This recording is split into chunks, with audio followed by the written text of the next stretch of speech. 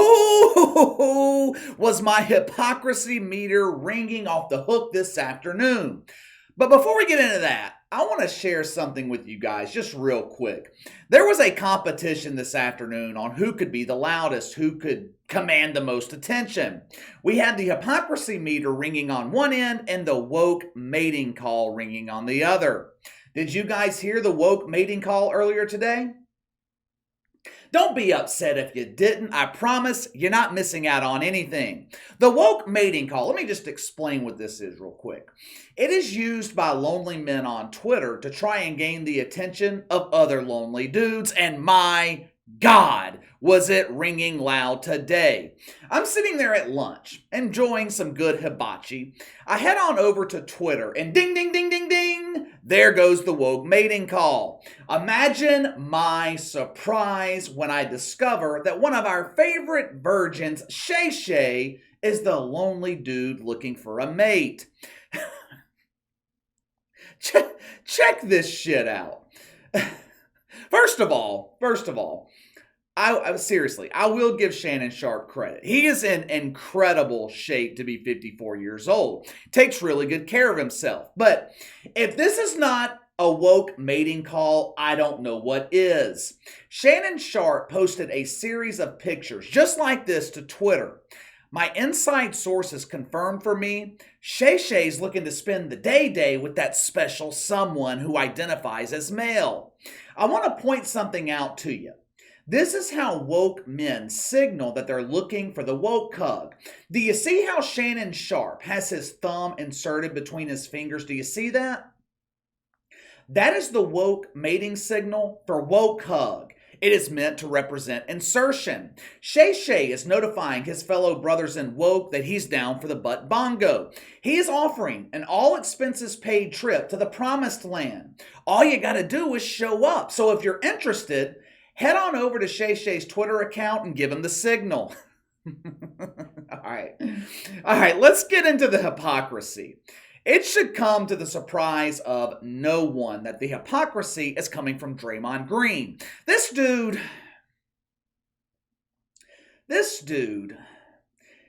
he is becoming increasingly annoying. Draymond Green's that nerd in high school that hung out with some of the cool kids so he thought he was cool too. I can respect the fact that as a second-round draft pick, he has created a nice legacy for himself in the NBA. Off the top of my head, the only other second-rounder that I can think of that has an established legacy is Dennis Rodman. So that is an accomplishment for Draymond Green. But the only reason, and I mean the only reason, Draymond Green has the legacy that he has today is because he was drafted by the Golden State Warriors. If Draymond Green had been drafted by the Orlando Magic, he's probably out of the NBA by now. This dude has rode Superman's cape to the top, which is fine. That's okay. There are a lot of players in the NBA who ride the coattails to the championship. My problem with Draymond Green, I think a lot of people's problem with Draymond Green, he acts like he's the man. He acts like he's the guy. Horace Grant actually suffered from this same ego problem. After winning 3 championships in Chicago, Horace Grant was tired of being overlooked playing alongside Michael Jordan. He signs with the Orlando Magic, never won again. Draymond Green turns off a lot of NBA fans with his ego. He has what I like to call go-away heat. After the Warriors lost to the Cavs in 2016, Draymond Green ran to the parking lot of Oracle Arena, crying, "Oh, Kevin Durant, please save me. We can't beat LeBron. Please come to Golden State and save my career." Couple years later, Draymond Green becomes jealous of Kevin Durant and all the attention that he receives. He runs him out of town. Just over a month ago, Draymond Green accused Chris Russo of being a racist. Actually, he said some comments made by Chris Russo had racial undertones, which is the go-to defense for members of Woke United Methodists when they're confronted with the truth. Here is what Chris Russo said. He is so polarizing. I think for all the fans that you think listen to the podcast or watch him, I can give you 50 million fans who would say the same thing. Enough already. So he is a polarizing athlete. Sure, there are certain younger fans especially that like to hear him play. I'll give you a large segment of older fans who have followed the NBA for 60 years, this is not a political scenario or a race situation, who have followed Wilt and grew up as a Knicks fan, who loved Clyde and loved Reed and loved the Pearl. I disagree with you on that. I'm not saying it's a race. Did that sound like it had any kind of racial undertone to you? Sounded to me like Chris Russo was speaking the truth. There is a large segment of NBA fans who are fucking tired of seeing Draymond Green. But Dre, he got in his feelings. Ooh, the evil white man. They don't like me because I'm black. No. Me personally, I don't like you because you're an overrated asshole who thinks he's a superstar. Here is the reaction from Dre to Chris Russo. He then proceeds to say, shut up and play. Shut up and play, will you please? America's tired of Draymond Green. I'm not one to really pull the race card very often because I think, we all know the role that race play in the world that we live in. But that definitely had a very racist connotation. Those shut up and play, shut up and dribble days, those are long gone. Okay, there's a reason I bring this up to you. We have Draymond Green crying racism when Chris Russo makes a valid point as to why many NBA fans can't fucking stand his ass. Judging by the ratings of the NBA Finals, I would say there are more NBA fans refusing to watch Draymond Green than tuning in to see him. Like I said, he has go-away heat. Kendrick Perkins has been one of the biggest critics of Draymond Green. Like we talked about with Skip Bayless earlier this morning, Kendrick Perkins' job is to be critical of athletes, more specifically NBA players. He is an NBA analyst. His job is to analyze the league. Now, this role is different than the role played by Mina Kimes. ESPN likes to claim Mina Kimes is an NFL analyst, but she's really just a nerd with an unhealthy obsession of meaningless statistics. I have a lot of respect for Kendrick Perkins. I have absolutely no respect for Mina Kimes. I think Kendrick Perkins, he's the only person involved with the NBA that's had the balls to call out Greg Popovich for his woke bullshit. JJ Redick, he likes to play nice. He's constantly defending NBA players no matter the situation. Kendrick Perkins does not hold back. If your game sucks, he's going to tell you. If he thinks you're overrated like Draymond Green, he's going to tell you. If Kendrick Perkins ever experiences any kind of financial hardship, he will not have to worry about finding a place to live. He lives rent-free in the oversized head of Draymond Green. This dude just rode on the back of Steph Curry to his 4th NBA title. But it's been a couple of weeks. The media attention surrounding Draymond Green has subsided. Beta males crave attention. I just gave you an example of that with Shay Shay. Draymond Green craves media attention. So he decided he was going to go after Kendrick Perkins to satisfy his fix for attention. He's comparing Kendrick Perkins to Skip Bayless, but listen to what he says. Listen to what he calls Kendrick Perkins. Roll the film. Kendrick Perkins, you act like this clown, and it's baffling to me. He could never be you. You know why he could never be you? Because he never done it. You go up here acting like him. You don't have to do that, buddy. You played. You did it. Go talk about it. Or can you not? I'd hope that you can. With all these hot takes you make, you should be able to. You don't have to act like that, my man. You don't have to go up there. You go from being enforcer to coon. How does that happen? Did I just hear what I think I heard? Isn't this the same guy who just 6 weeks ago tried to paint Chris Russo in the mythical R paint? Isn't this the same guy who tried to tarnish the reputation of Chris Russo by claiming he spoke in racial undertones? The last I checked, the word coon was a racial slur.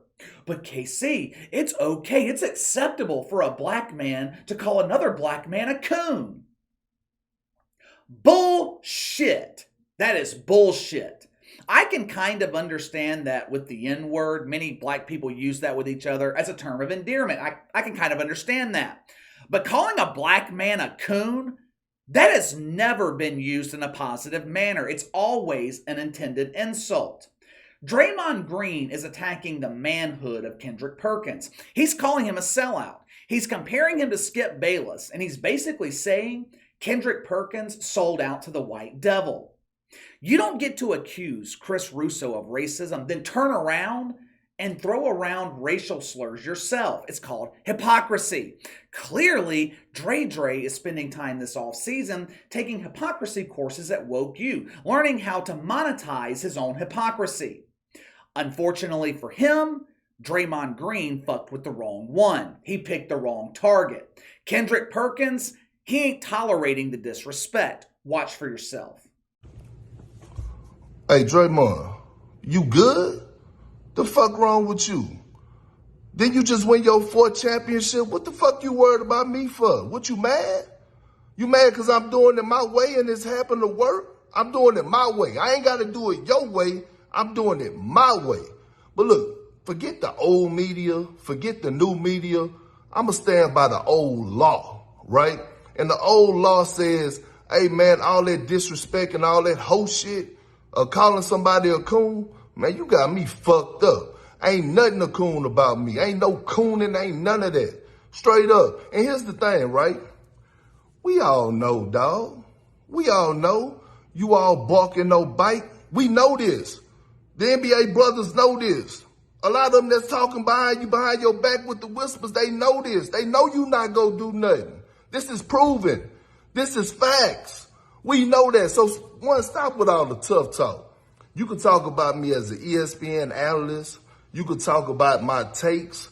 You can talk about everything you want to do. I don't give a fuck about that. But what you not gonna do is, you not gonna disrespect me and call me no motherfucking coon. And I'ma stand on that. You talk about standing on something, I'm standing on that. That's what I'm not gonna be, especially by you, when we all know you not gonna do nothing. Let me try that wink again. You not gonna do nothing. And we know that. It's proven. We know that. We know you ain't gonna bust a grape in a fruit fight. We know you ain't gonna pour milk on cereal. We know you ain't gonna listen to it go snap, crackle, or pop. We know that. But that coon and shit, man, you got me fucked up. We could keep it entertainment. We could keep it ESPN. You could, whatever you want to do. But we ain't doing that coon shit, homeboy. Real talk. Carry on. Good for Kendrick Perkins. Good for him. He basically called Draymond Green a pussy. We just talked this morning about the softness of modern NBA players.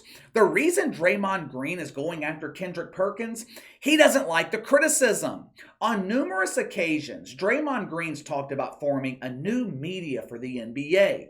The players, we're going to be the new media. We're going to analyze ourselves and explain to the audience how we consistently put people to sleep.